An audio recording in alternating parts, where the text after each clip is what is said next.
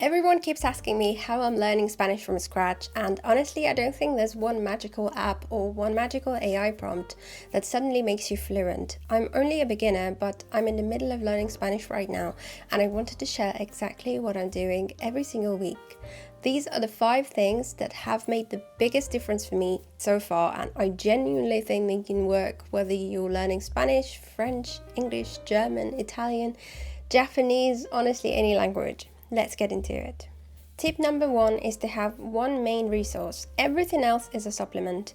I think one of the biggest mistakes people make nowadays is trying 20 different apps, 10 YouTube channels, 3 textbooks, and 5 AI tools. There's just too much. For me, I decided that my main resource would be my 3-hour classes at Instituto Cervantes. This is my foundation. Everything else revolves around those classes. Every week I go in, I learn new grammar, new vocabulary, I practice speaking with my classmates, I ask questions, and my teacher corrects my pronunciation. Then I come home the same day and review everything while it's still fresh in my brain. I do the homework immediately, I rewrite my notes if I need to. I don't leave it until 3 days later because by then I've already forgotten half of it. I know in-person classes aren't cheap and not everyone can do them, but if you can afford it, having one structured course keeps you accountable.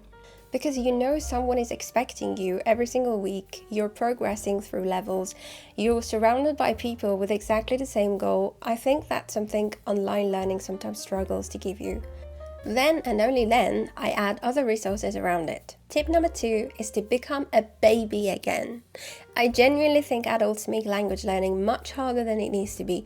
Babies don't study grammar, babies don't memorize vocabulary lists, babies spend months listening. Then they start copying, then they repeat absolutely everything. They don't care if they sound silly. They're basically tiny parrots. And honestly, that's exactly what we should become.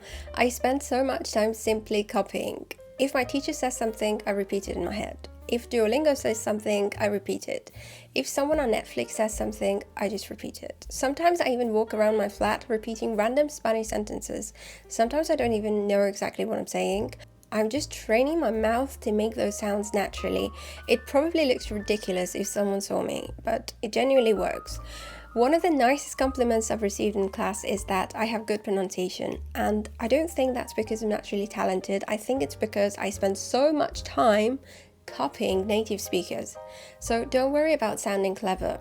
Your only job in the beginning is to become a really enthusiastic parrot. Tip number 3 is to surround yourself with a language every single day. This is probably my favorite tip.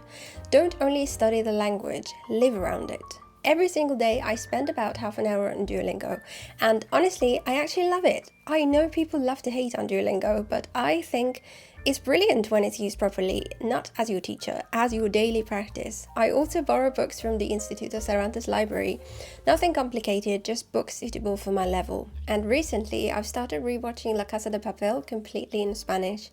I'd recommend Spanish audio with Spanish subtitles whenever you can, but if it's too hard, start with English subtitles, but try to move away from them over time. Watching TV teaches you things that textbooks simply can't. You hear natural conversations, you hear the rhythm, you hear where people stress words, you hear their voice changes when they ask a question, and after a while, your ears almost start predicting what they're about to say. That's exactly what happened when I learned English, and now I'm trying to recreate the same process with Spanish. Personally, I think TV series are much better than music when you're a beginner. Songs are often too fast, and words get swallowed, lyrics aren't always how people actually speak. And I think TV shows give you everyday conversations you can actually use. Tip number 4 is to have a reason that's bigger than an exam. I think this is one of the biggest reasons people quit. Their goal is, I want to get B2, I want C1, I want to pass an exam. Those are good milestones, but they're not emotional. For me, my parents are moving to Spain and I want to be able to help them. I want to speak to people in banks, at hospitals, in restaurants, on the phone. I want to go shopping without switching to English.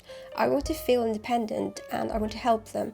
That's what keeps me opening my textbook after a long day, because I'm not learning for a certificate, I'm learning for a future version of my life. So ask yourself this. What will this language allow me to do? Travel, study abroad, move country, speak to my partner's family, watch films without subtitles? Find your reason, because that's what's going to keep you going 6 months from now. And last tip is to fall in love with the process. I think we massively underestimate how long language learning takes. People expect to be conversational after 2 months, but languages aren't something you finish.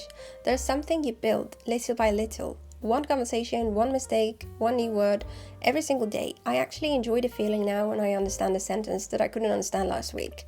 Those little wins are addictive, and here's something that really motivates me. I'm not just learning Spanish, I'm learning how to learn languages. Once you understand the process, your next language becomes easier. Spanish opens the door to Italian, then Portuguese. Even French becomes more familiar. That's why polyglots aren't superheroes. They're simply people who've repeated the same learning system over and over again.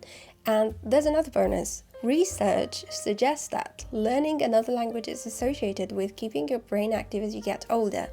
So you're investing in your future in more ways than one.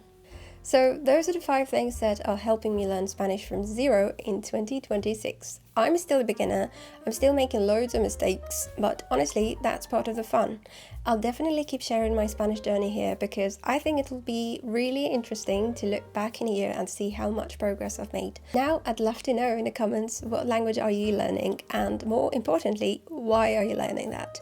Because I genuinely believe your reason is what determines whether you'll still be learning a year from now. Thank you so much for watching, and I'll see you in the next one. Bye.